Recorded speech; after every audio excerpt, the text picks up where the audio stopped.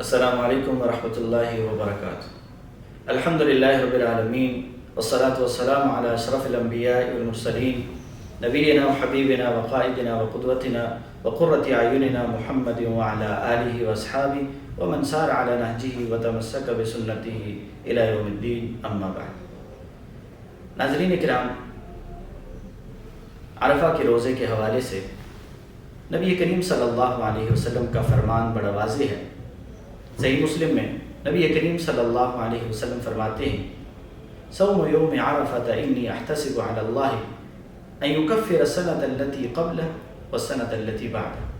کہ میں اللہ رب العالمین سے امید رکھتا ہوں کہ عرفہ کا روزہ 2 سال کے گناہوں کا کفارہ بن جائے گا، ایک گزشتہ سال اور ایک آنے والا سال۔ اب یہاں سوال یہ کیا جاتا ہے کہ یہ روزہ کس دن رکھنا چاہیے ان لوگوں کو جن کا مطلع، جن کی رؤیت سعودیہ کے ساتھ نہیں ہے بلکہ ان سے مختلف ہے۔ اس حوالے سے گزارش یہ ہے کہ جس طرح دینی تمام کے تمام معاملات، چاہے وہ روزہ رکھنا ہو، چاہے وہ روزے کا اختتام ہو، چاہے رمضان کا آغاز ہو یا رمضان کا اختتام ہو، چاہے نمازوں کے اوقات ہوں، یہ ساری کی ساری چیزیں انسان اپنے ملک کے حساب سے کرتا ہے۔ جس ملک کا وہ باسی ہے، جہاں کا وہ رہنے والا ہے، وہیں کے حساب کا وہ مکلف ہے، وہ دوسرے ملکوں کے حساب کا مکلف نہیں ہے۔ اور اس کی ایک وجہ یہ بھی ہے کہ آج سے 100 سال 200 سال پہلے آپ چلے جائیں تو ایسا ممکن ہی نہیں تھا کہ کوئی آدمی یہ جان سکے کہ سعودیہ میں کیا تاریخ ہے اور ہمارے ہاں تاریخ کیا ہے۔ ان چیزوں کو فوراً جاننا یہ اس وقت ممکن نہیں تھا۔ آج اگر نیٹ کی دنیا میں ہمیں یہ چیزیں بڑی آسانی سے مل سکتی ہیں تو کبھی ایسا وقت پھر بھی آ سکتا ہے کہ جب ان چیزوں کو جاننا پھر محال اور ناممکن ہو جائے۔ تو اس لیے اس بارے میں بھی اگر بات کی جائے، یوم عرفہ کا جو روزہ ہے اس کے حوالے سے بھی بات کی جائے تو آج سے 100 سال 200 سال پہلے اس طرح کے اختلاف کا وجود نظر نہیں آتا،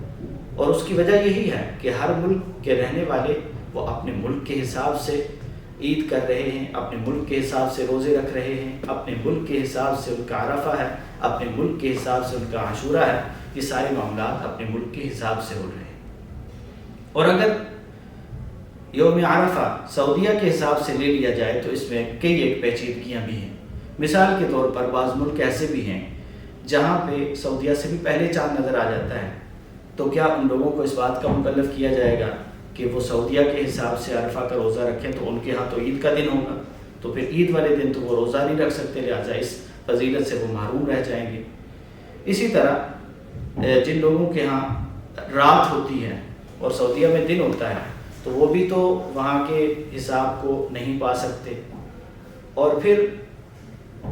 نبی کریم صلی اللہ علیہ وسلم نے جہاں عرفہ کا ذکر فرمایا ہے وہاں پہ امہات المؤمنین بیان کرتی ہیں کہ نبی کریم صلی اللہ علیہ وسلم کان یصوم 9 ذی الحجہ،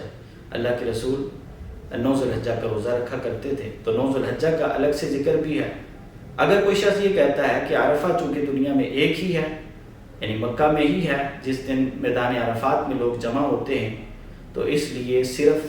سعودیہ کے حساب سے ہی روزہ رکھا جائے گا، تو یہ بات اس اعتبار سے بھی درست نہیں ہے کہ لیلۃ القدر جس میں قرآن مجید کا نزول ہوا وہ بھی تو ایک ہی رات میں نازل ہوئی، نزول بھی ایک ہی رات میں ہوا، تو وہاں تو یہ بات نہیں کہی جاتی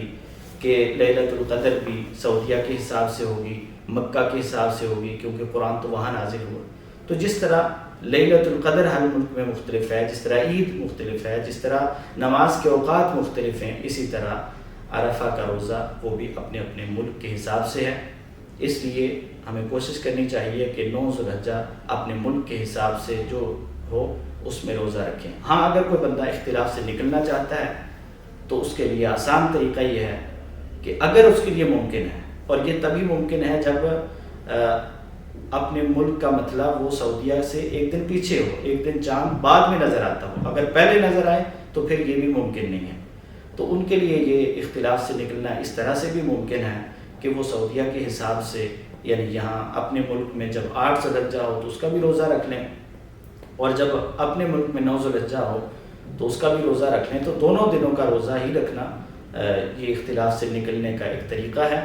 باقی 8 ذوالحجہ کا روزہ رکھنا مستحسن عمل ہے، رکھا جا سکتا ہے، ناجائز تو نہیں ہے، تو اس لیے جب رکھا جا سکتا ہے، فضیلت والا عمل ہے، تو 8 کو بھی رکھیں، 9 کو بھی رکھیں، اور اس سے پہلے کے ایام میں بھی اگر ممکن ہو تو یہ چونکہ پورے کا پورا عشرہ، یہ پورے کے پورے دن ہی فضیلت والے دن ہیں، ان میں عمل کیا گیا، اللہ رب العالمین کو سب سے زیادہ محبوب ہے وہ عمل،